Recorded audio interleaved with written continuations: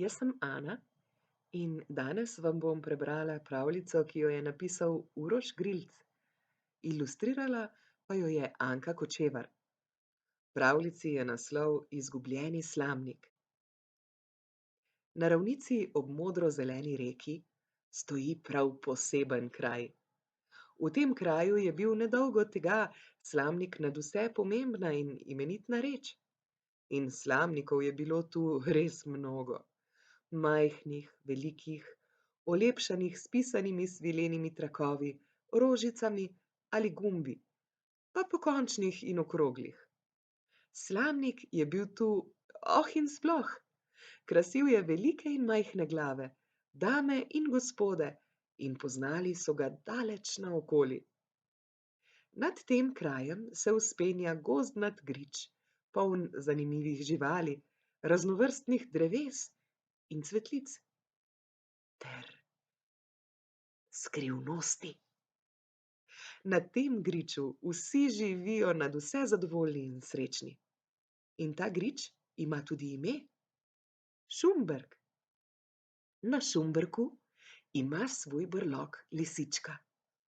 Je nadvse prijazna in uglajena gospa in vse živali jo imajo za prijateljico. Ta zvitorepka je namreč nekaj posebnega. Edina izmed živali nosi slamnik. Lep, okrogel slamnik z rdečim svilenim trakom. Slamnik je nosila že lisičkina mama in tudi njena mama, pa njena mama. Nič čudnega, da se lisička ni nikoli ločila od svojega slamnika.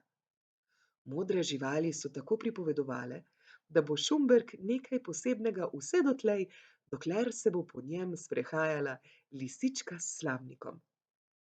Sreča pa je opoteča in kolo sreče se včasih čudno obrne.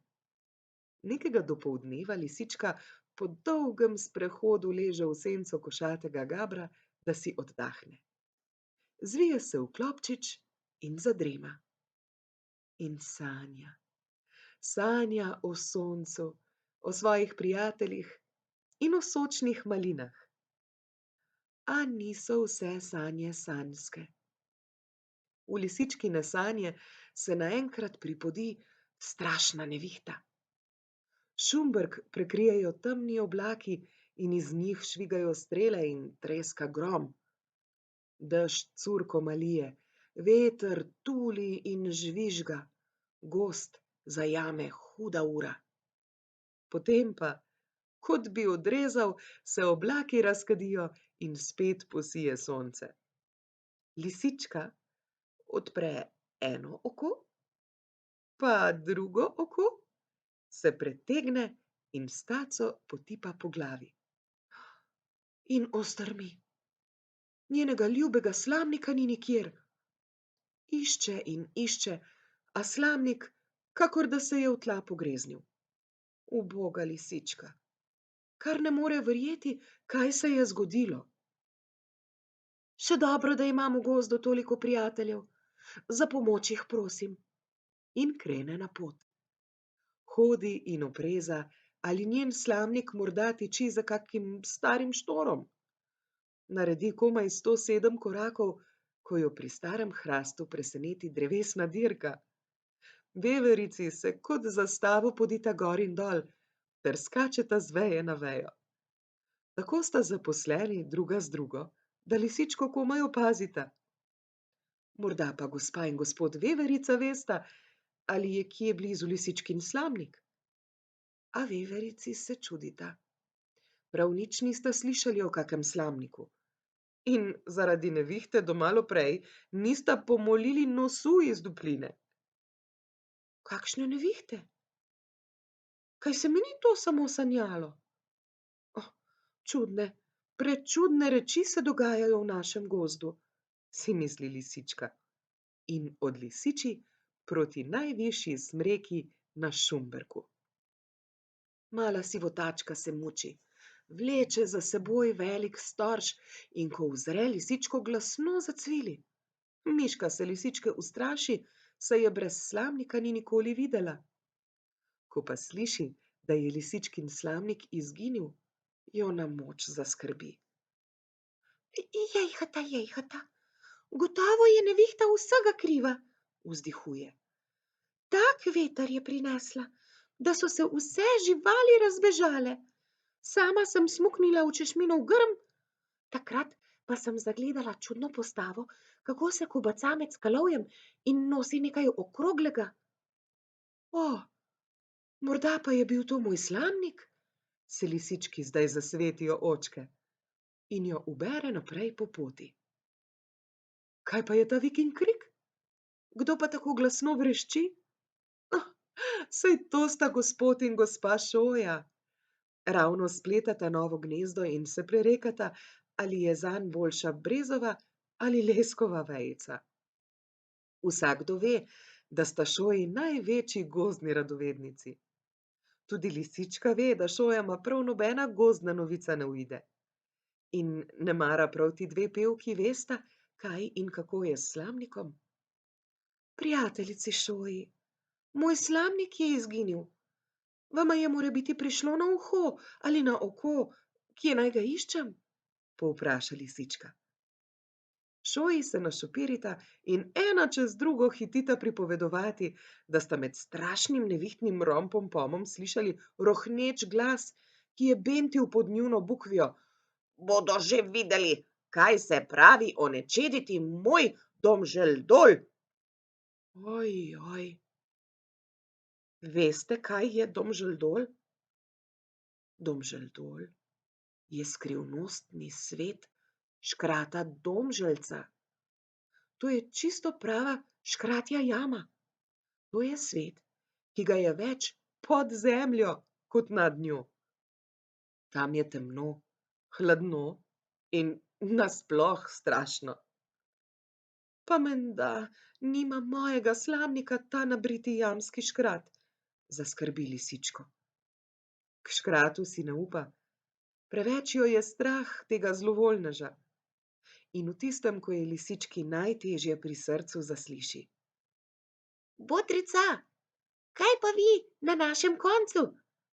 In zakaj tako nesrečno pogledujete okoli sebe?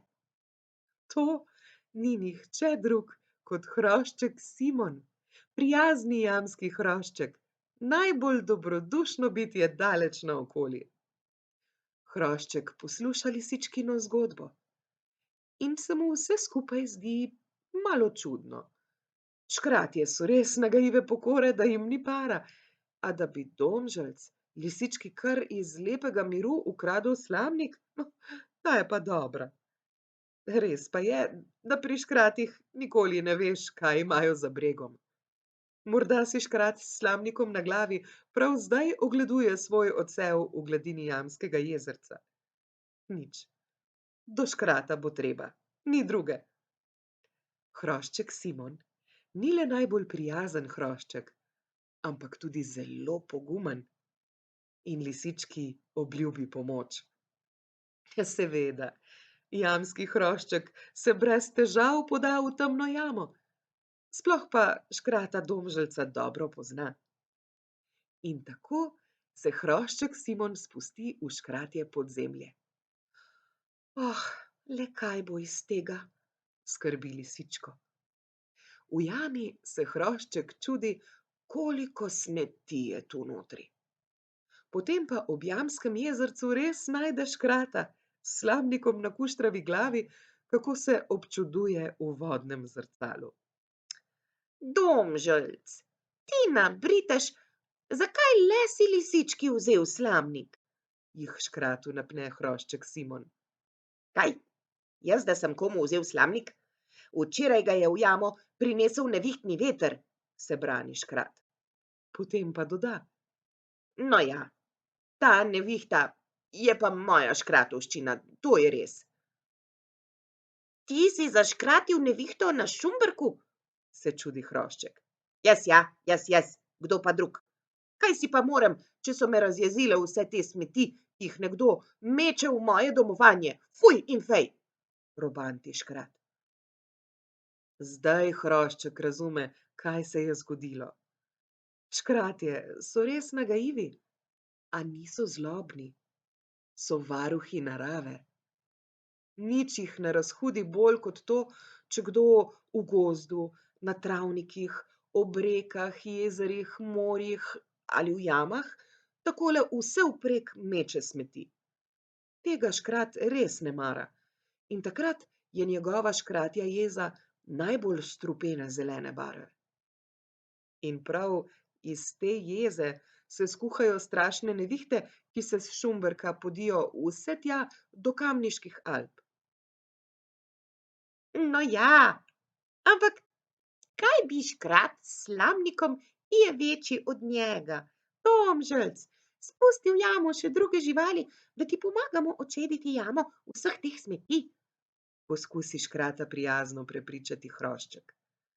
A Domžalc se ne omehča zlahka. Nikogar ne bom vabil v svojo jamo, dokler ne uganeš kakšne moje uganke, se namuzne. Uganke? Ja, škratje obožujejo uganke in skrivnosti, ampak tudi hrošček Simon je pravi ugankožer, zato brž prikima. Škrat pove s sila težko zagonetko.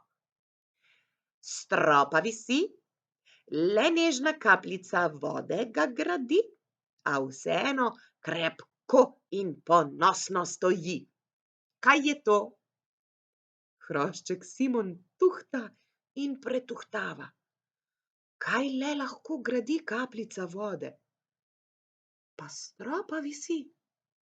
Netopir? Oh ne, ni ta nočni frfotalec. Premišlja, se ozira naokoli, pogleduje dol in gor in potlej na stropu škratje jame uzre. Kapnik! Kapljice vode gradijo kapnike in ti se ponosno spuščajo s stropa jame. Ponavadi škratje niso najbolj zadovoljni, če kdo reši njihovo uganko, ampak Domžalc je bil tokrat tega v resnici kar vesel. Še bolj pa mu je godilo, ko so prišle v njegovo jamo vse šumberške živali. Skupaj so počistili škratje domovanje, ki je bilo kmalu kot iz škatlice. Ne morete si misliti, koliko smeti so izvlekli iz škratjega brloga. Fuj! Škrat Domžalc je držal svojo obljubo in lisički vrnil slamnik, da je bila spet tista prava mična gospodična s Šumberka. Potem pa so lisička, miška, šoji, veverici, hrošček in škrat priredili še pravo gozdno zabavo, takšno, ki si jo lahko pripravijo le najboljši prijatelji. Lisička še danes ponosno nosi svoj slamnik, hrošček Simon pa širi dobro voljo in skrbi za srečo v gozdu. Šumberk je tako spet lep in pravljičen. Vse dokler škrat Domžalc na njem ne bo spet zakuhal nevihte. Kako je že ime kraju, v katerem najdeš škratov dom, Domžaldol? Domžale, seveda. Če obiščeš pravljični Šumberk, te na njem čaka mnogo čudes. Morda srečaš hroščka Simona, lisičko s slamnikom, ali pa uzreš škrata Domžalca.